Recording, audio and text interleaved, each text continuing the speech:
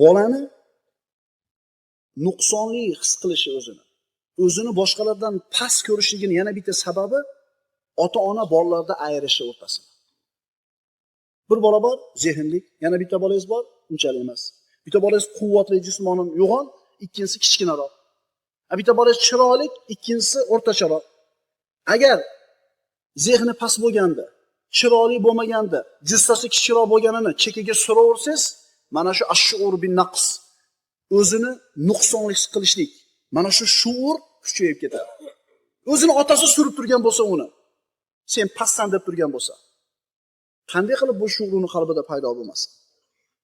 Payg'ambarimiz sollallohu alayhi vasallam aytadilar: "Sawu bayna avladikum fil atiyati." Atolarda sovg'a salom infoq qilishda bolalarga teng qilinglar.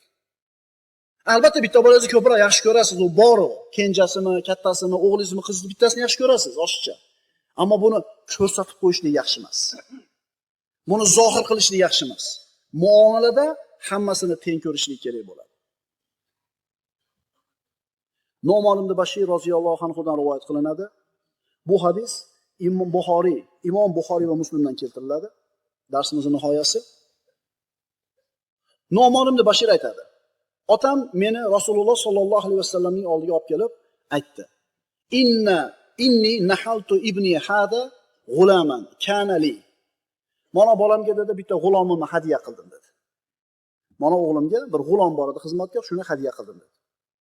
Qola Nabiy sollallohu alayhi vasallam: "Akulla waladika nahalta mithla hada?"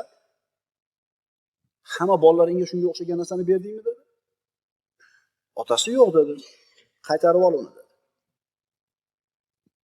Hech qaysi bolasiga qilmagan muruvvati bitta bolasiga qiluvdi, payg'ambarimiz qaytarib oldi. Ittaqulloha wa'dilu bayna avladikum. Faraja abi faradda zalika sadaqata. Payg'ambarimiz aytdilar: Allohdan qo'rqinglar. Allohdan qo'rqinglar. Farzandlaringiz orasida adolat qilinglar dedi.